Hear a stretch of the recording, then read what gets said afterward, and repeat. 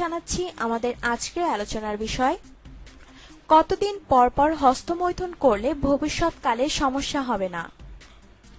হস্তমৈথুনকে ইংরেজিতে বলা হয় মাস্টারবেশন।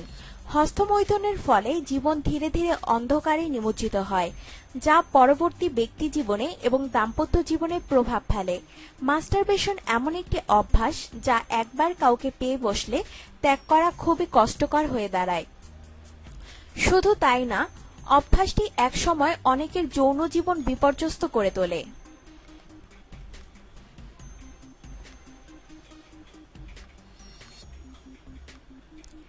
হস্তমৈথুনের কারণে দুই ধরনের সমস্যা হয়: এক, মানসিক সমস্যা; দুই, শারীরিক সমস্যা।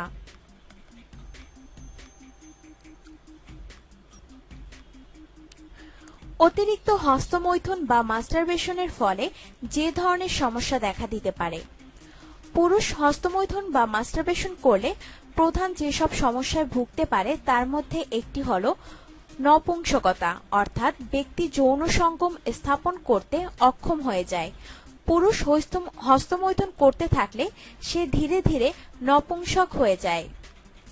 অকাল বীর্যপাত, অর্থাৎ খুব অল্প সময়ে বীর্যপাত ঘটে, ফলে স্বামী তার স্ত্রীকে সন্তুষ্ট করতে অক্ষম হয়। বৈবাহিক সম্পর্ক বেশি দিন স্থায়ী হয় না।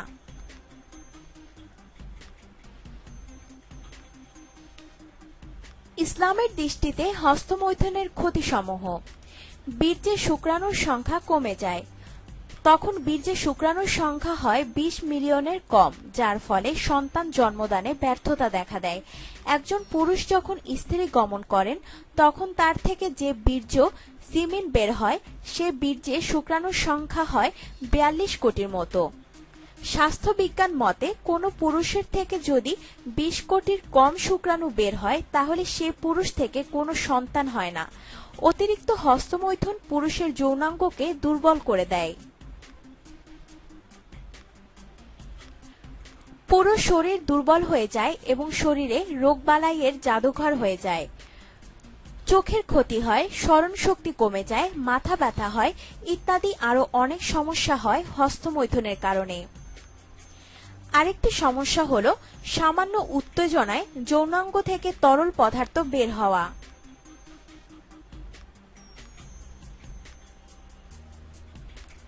শারীরিক ব্যথা এবং মাথা ঘোরা, যৌন ক্রিয়ার সাথে জড়িত স্নায়ুতন্ত্র দুর্বল হওয়া অথবা ঠিকমতো কাজ না করার পরিস্থিতি সৃষ্টি হওয়া।